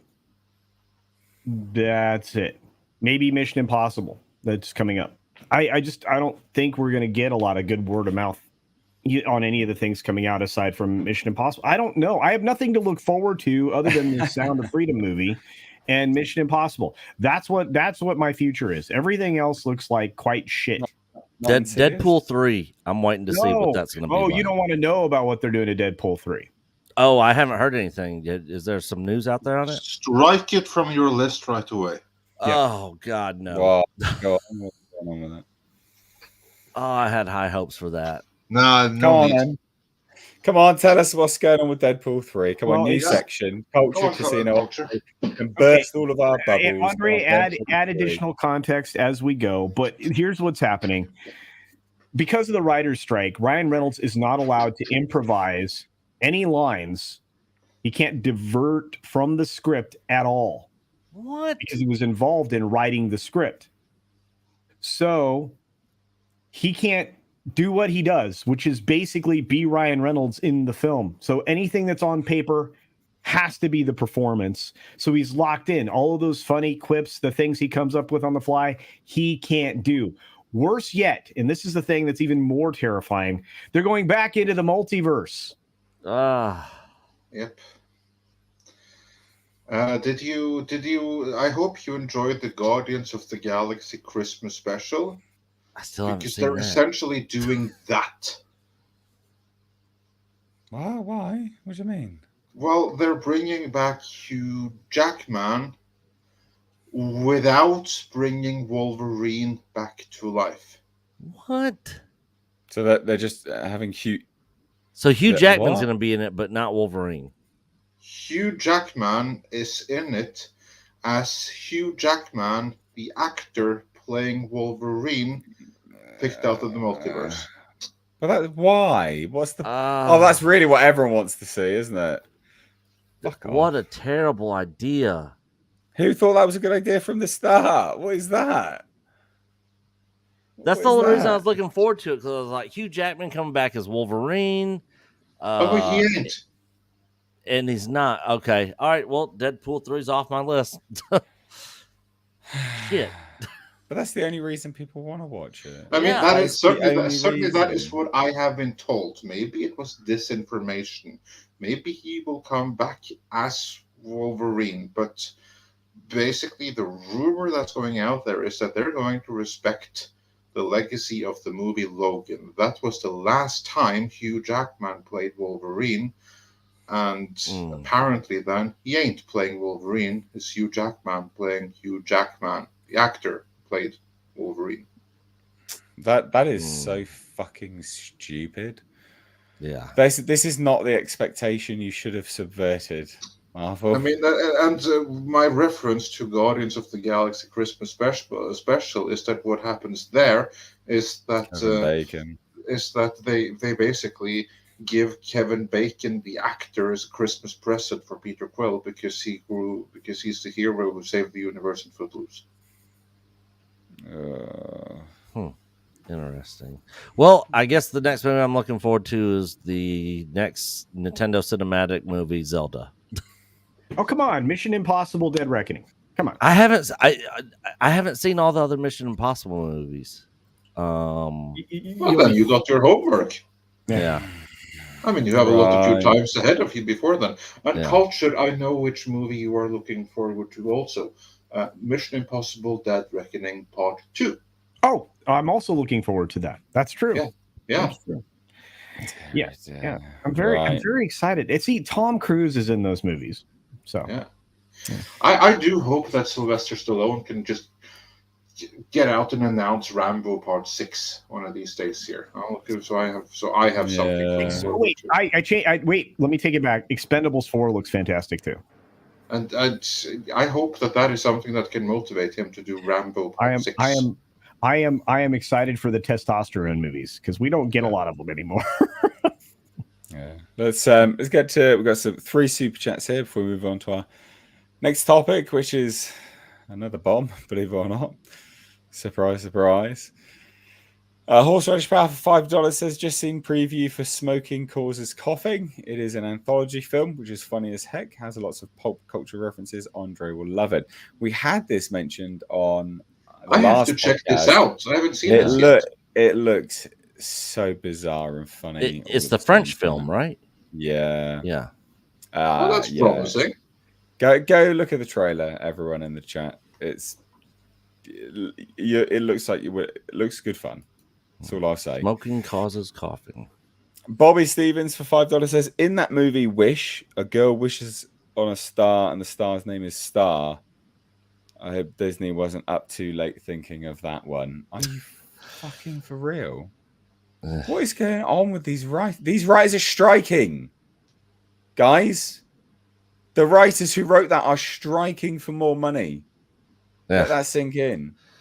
Well, I hope that the strike goes on till they're all fired and a new generation of writers or a previous generation of writers can come back and displace these useless turds. Oh, it's just insane. Accident Seller for 50 Norwegian Kroner says, checked out the Strays trailer just now. Never been as excited to see a comedy before. Can't wait. I hope it's a cult classic. Nate, guard your deek. Strays. Go watch. I haven't heard of that. Everyone should go watch the trailer. It does look fun. It does does actually look fun, and also it could be the last time we see Jamie Foxx, depending on how severe his That's true. his That is stroke out true. is. This could be his final movie. Yeah, that is true. Actually, sadly. Yeah. Horseradish power for £2 says Deadpool 3. We are in the Gillette timeline. Yep. Yeah. Fusion EV for $2 says Gran Turismo is based on a true story. I don't care. Still looks crap. I don't know. Well, mate, look, yeah, maybe it is. I'm still not interested in it though. I don't think that's going to go down very well. I'm really surprised they tried to turn that into a thing. To me, it doesn't really make any sense, but sure. Well, I hope the fans will enjoy it. Maybe it'll be a pleasant surprise. Fans, it's not like people jumping out there. Oh my god, it's Gran Turismo. I don't know, maybe. Well, I'm just trying to be charitable here. I'm trying to all right. Take the glass half full. Well, next topic, ladies and gents. Another bomb. Ruby Gillman, Teenage Kraken, delivers DreamWorks' worst ever opening, and is on track to be a major box office flop. So this is two currently now animated films that just haven't hit the ground running. So you've got Elemental, and now you've got this Ruby Gillman. This is on track to be. I mean, it's the worst opening for DreamWorks, and it's on track to be a huge flop. So it cost $70 million to produce, apparently, and just took $12.8 million worldwide.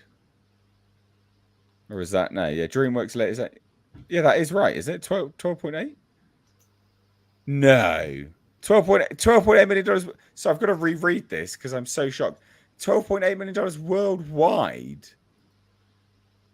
That's not very impressive at all. Holy shit. Well, to be fair, it's an animated kids movie that didn't have a lot of marketing behind it. So I know, but that is bad. That is pretty bad though. 12 million worldwide. That's really not impressive. Someone is getting fired over that. $70 million to produce. I actually marketing. Yeah, I actually just went and looked to see if there was a reason why the international numbers were so low. There's no reason why the international numbers are so low. There isn't. It released in the top 10 territories that you would think, and it makes no sense. The biggest market internationally for this film was in Mexico. It somehow coaxed $1.2 million out of Mexico. But I'm like, wow, why is this underperforming? I know it's been like released in both in Norway and in Spain and everything, but I've seen no promotion for it. No, nothing. I only saw like I've seen like the poster in theaters, and that's it. It's just A- cinema score, 68% Rotten Tomatoes, fairly positive reviews. People are just not interested. They're just disinterested. Again, it's that being more discerning about where you spend your money, isn't it? No marketing. People, kids aren't that bothered by this, by the looks of it. Well, I guess Sorry. Go ahead. Sorry. Go ahead.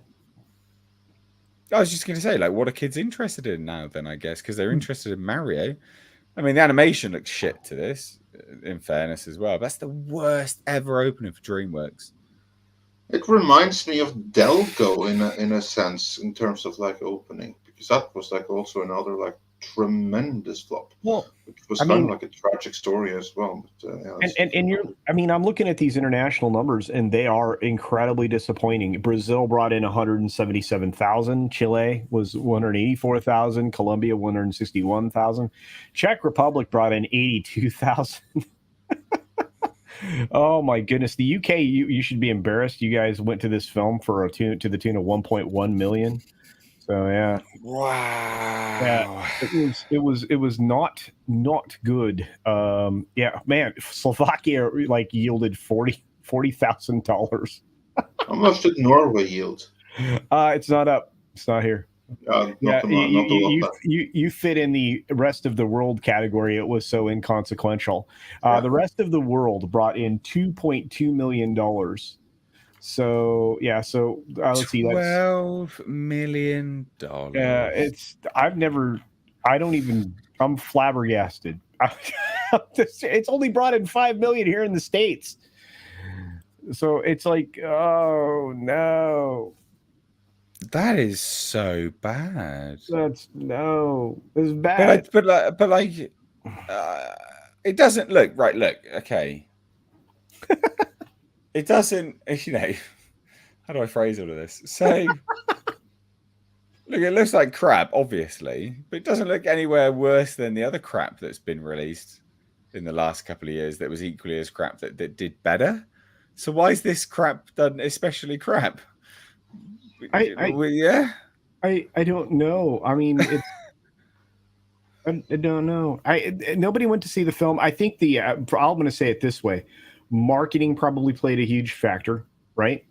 And they probably didn't dial up enough of the Disney anti-Disney jokes that they would normally succeed off of, like Shrek did, and things like that.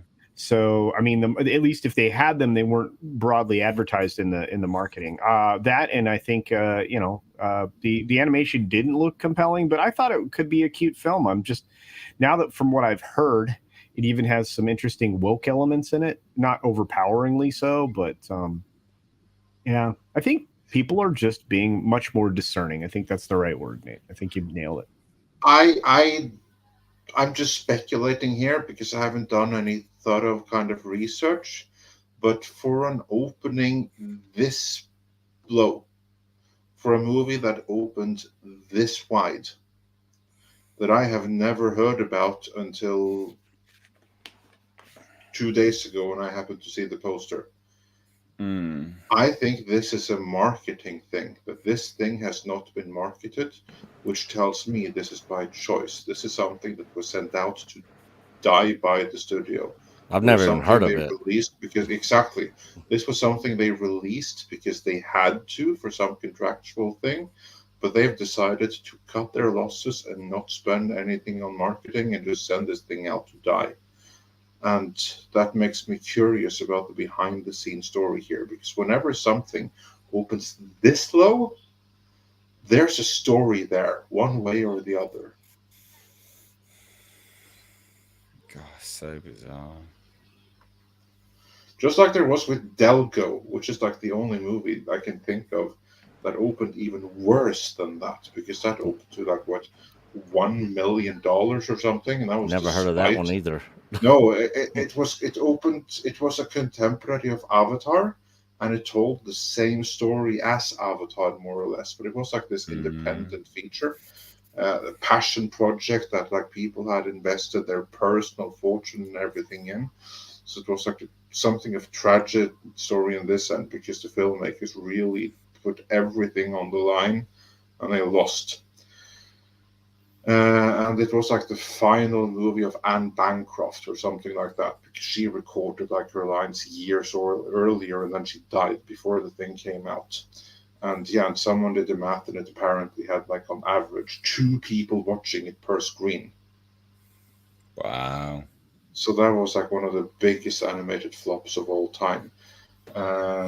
This one here probably is the spiritual successor to that. So bad. So bad.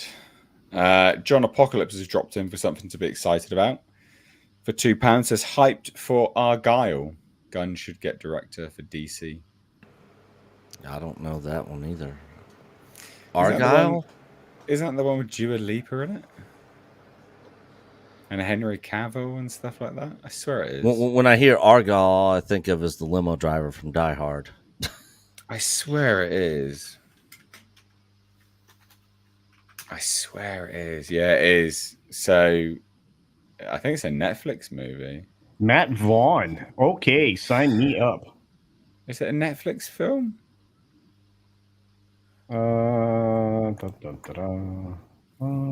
It releases in 2024, February 2nd, 2024. Distributed by Universal Pictures, Apple TV. It looks like it's only going to be in the States and the UK. So hang on. Oh, Henry Cavill's in it? Yeah. And John Cena, Yeah. Bryce And Dua Dallas Lipa. Howard, Fuck all the other people, just Dua Lipa. That's all I'm interested in. Samuel L. Jackson, Oh man, Bryan it Cranston. has Bryce Dallas Howard in it. Yeah. Sam Rockwell. Yeah, that's something to be excited about. That looks like it'd be good fun. I mean, it's Henry Cavill playing another sort of spy role. But is it going to be released wide theatrically? See, I don't know. I have no idea. No idea. Sounds fun. Yeah, well, that's one to be excited about. Well, look, from one Henry Cavill thing on to another, which is definitely not fun. Oh, Witcher season 3 is absolutely bombing, massively, hugely, in fact. So it's now at 44% audience score, and it's comical because what were they saying before it was released? We covered it, I think. I know I covered it. I don't know if we covered it here. But the showrunners, what were they saying? Oh, it's going to be so true to the lore. yeah. They were promising it would be, lore accurate, lore accuracy. What's everyone's complaint about it? Yeah. It's not accurate to the lore. Oh man, That's literally everyone's complaint instantly. This is so funny. It's just so bad. Despite the flaws of season 2, I was hopeful for season 3. Incoherent and boring. A good recipe for disaster. Whose creative idea was it to edit episode 5 like that? Ill-conceived indeed. By far the worst installment of the series. The showrunners have no respect for the source material. Yeah, people have to keep in mind the season you're watching now, season 3. This is the season that was so bad it caused Henry Cavill to quit. Absolutely ridiculous. Absolutely ridiculous. What happened? Just throw this season in the movie's bin. It's a terrible first half. This is just absolutely horrible. I wildly condemn such deviations from the books. There you go. Don't do anything with that imagination. It looks ridiculous. If I speak, I'm in big trouble, and I don't want to be in big trouble. I don't know what that's about. I must admit, it's quite dull and lacks excitement or interest. Yeah. What a disappointing fall from grace. All right, not really a fall from grace. I like the first season, but yeah, I'm not even gonna waste my time on this. Oh God, look at this. They're comparing it to Velma now as a metric. At least it's not as bad as Velma. The storyline of this season was even more forgettable than last season's. A mockery of the real Witcher. So they did everything that they said that they weren't going to do, basically, to try to get you to watch it. They did everything. Didn't they say they were staying true to the Witcher? They did story and the lore and all that. They lied to that effect, yes. Yeah. They did. I can't. There's like the thing that it's not illegal for them to lie about that. No. Where is it? They did say I had an article up as well at some point, but yeah, they did say they were like, yeah, we're going to stay true to the law. So it guides us. Blah blah blah. No, done. Terrible and boring.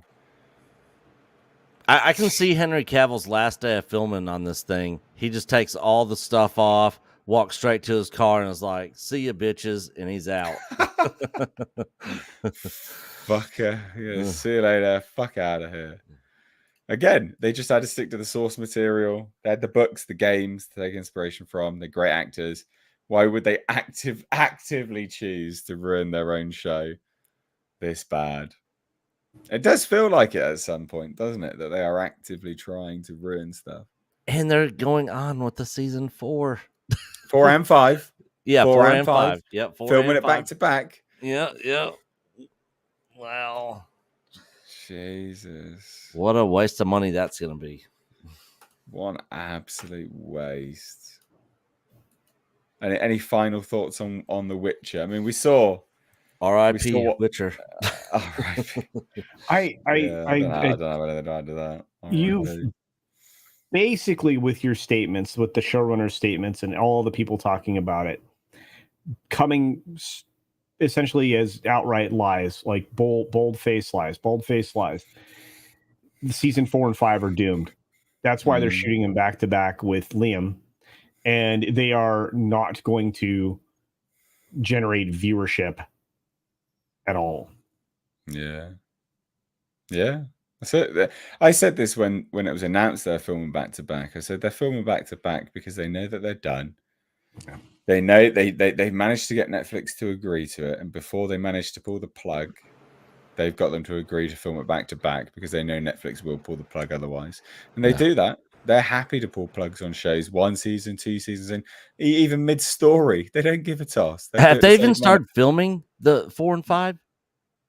They have. Okay. Yeah, I believe so. If Netflix was smart, they would cut. They would say, "Look, whatever money we've already given you, this ends. No more money." Yeah. I mean, unless they've already paid for it all up front. Either they aren't smart or they have another purpose with their investments. There could be something to that, but yeah, there's no conventional wisdom in what they're doing on whatsoever. Disgraceful. I will just say I'm really glad that I bowed out of The Witcher after season 1. That's all I could take. I really didn't like even season 1. I mean, Henry Cavill was fine and all, but I just thought that was like too woke. It was too much jumping back and forth, and I just didn't like it. I didn't buy into it. So yeah.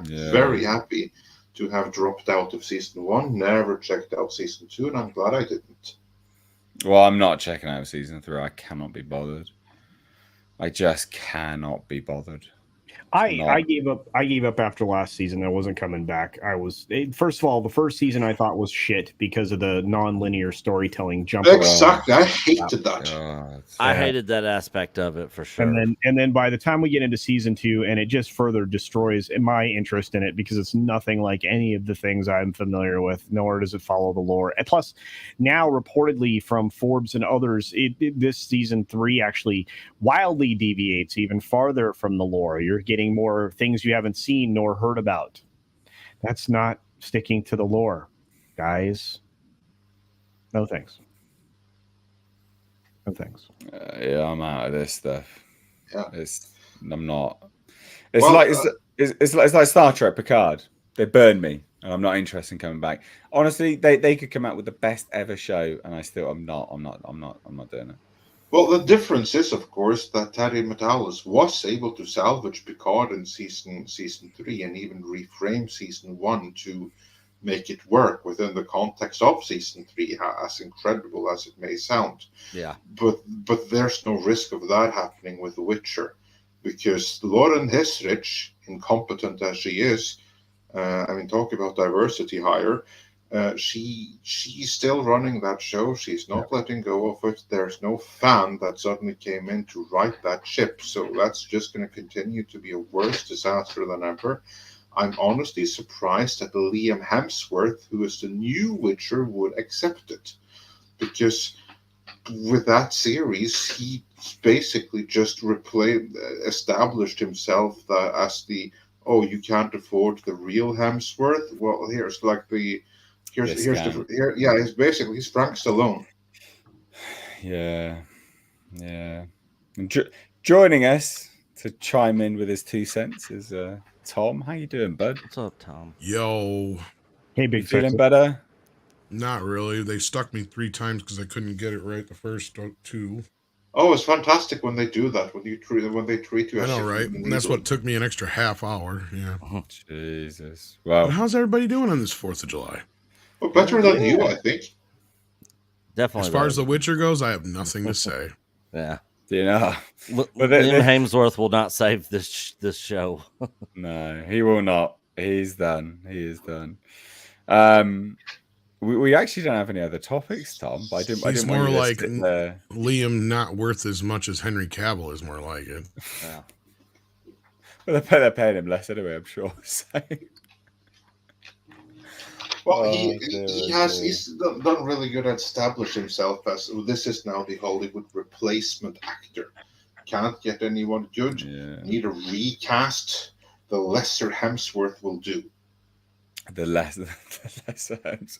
Well, It's like bird watching, isn't it? Oh, it's the lesser spotted Hemsworth. He's walked into the set. Yeah, it's like we can't afford the real Hemsworth, but this one will do. Oh dear, dear. Or a shit production anyway, so who cares? Oh dear. But like I said, Tom, that I didn't want you just to sit there. That was actually our last topic. But That's all right.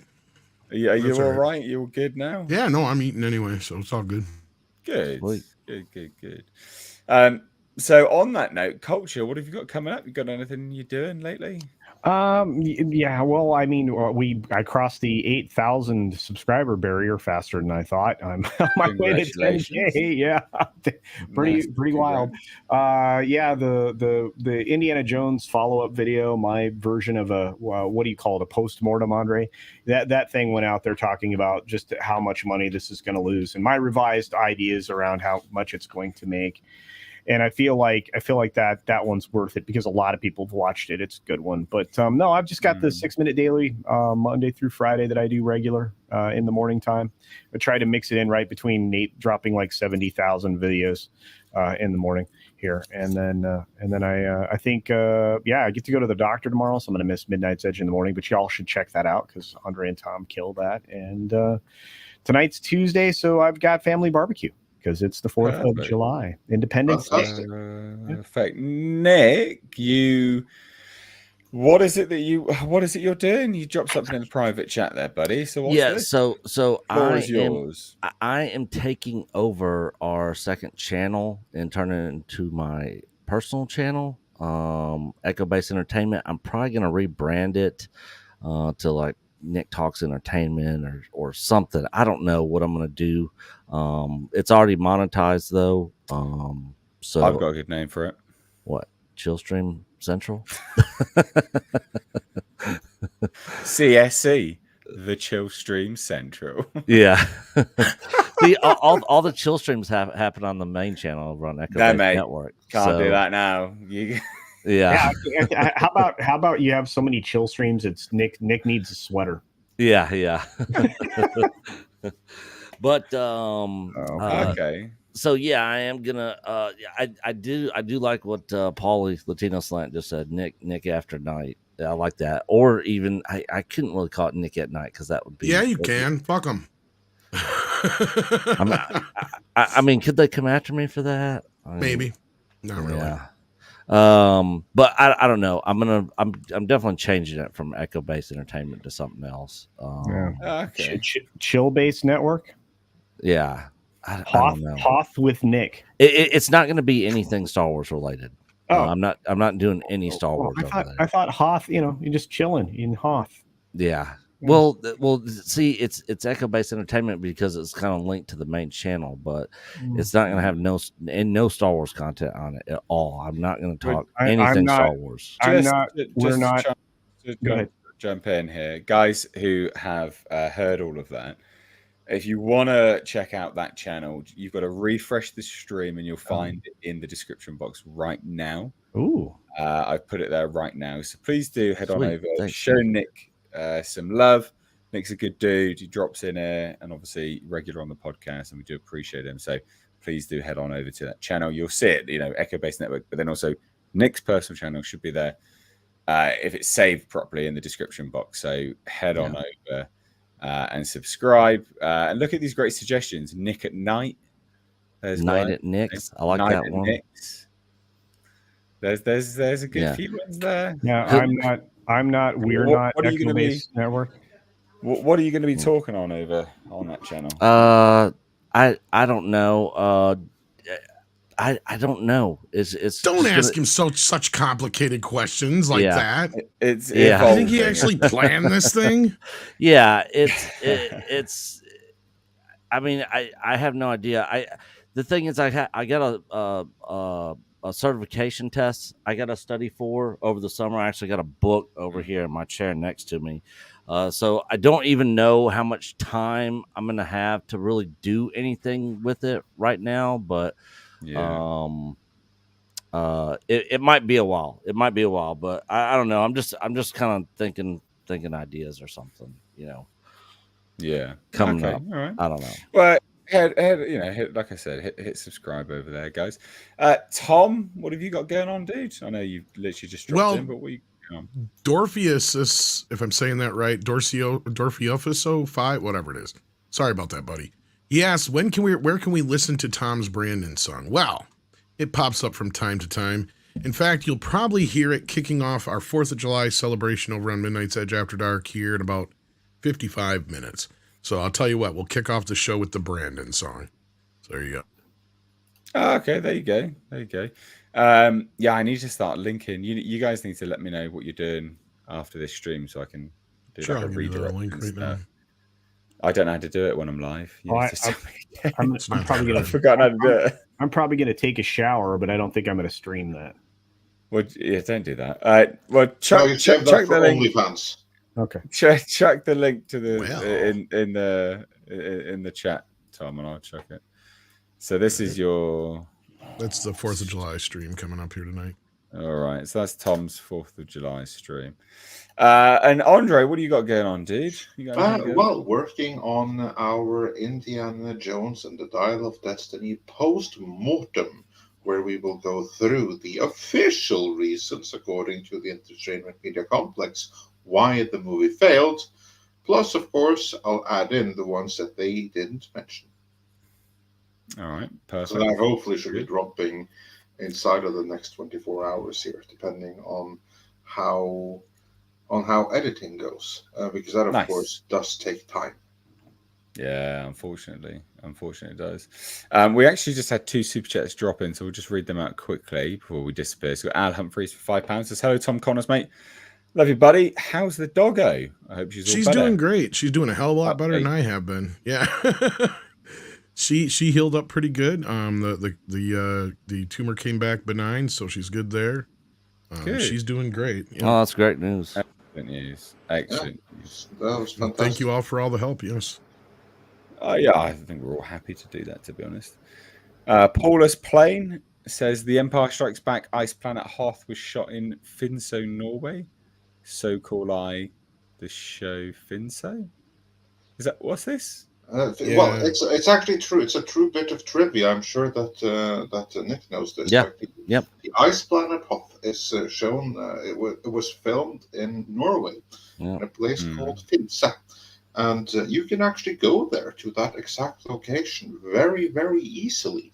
Is that hotel still there, Andre? That they filmed? Oh yes. Yeah, okay. Yeah. Yeah, because a lot of those shots, it was so cold that they literally just set the camera up in the doorway of the hotel and just had like Mark Hamill walk go out in the snow. In the snowstorm. Just walk towards the hotel, Mark. We'll film you from in here where it's warm. Yeah. That place, it's actually because you can see it from the train station. It's on the train between Oslo and Bergen. Finse is like a station that is like 2/3 of the way towards Bergen, basically, in the Norwegian tundra there. So there you have the Finse train station. There you can see the hotel. Oh, wow. Okay, wow. That's genuinely interesting. Did not know that. So just to kind of round it out, guys, check out the second channel, link down below, Mr. H Reviews Live Archives. Please do check that out. I don't really have an awful lot going on. I was away. I'm back now. That's why the sound quality wasn't particularly great. And that's it, really. Content Nate, resumes as normal. We'll be watching Insidious on Friday. Nick, yeah. I was going to ask you, have you checked out that Aliens Dark Descent? That No, game? I heard it got good reviews. Not interested in multiplayer games like that. The team dynamic, don't like it. Yeah. It's just not, honestly, just not for me. So it wouldn't get a good review from me. So I don't want to play it because I know I won't like it, and I don't want to give a bad review because of a format bias. You know, like I just don't like that format, so I don't want to play it. But yeah, that's about it, really. From me and everyone else, thank you so much. It's a pleasure hosting these podcasts for you. I'm so glad you guys like it. I'm so glad the viewership's going up. We've got about 600 people here today. At one point, this is great. It's growing. It's doing what I wanted it to do. So thank you so much. I'm really, really glad you guys enjoy it. So join us again on Thursday, 2 hours earlier, but we're here all the same. We'll catch you on Thursday. From me and everyone else, bye-bye. Take care now. I guess.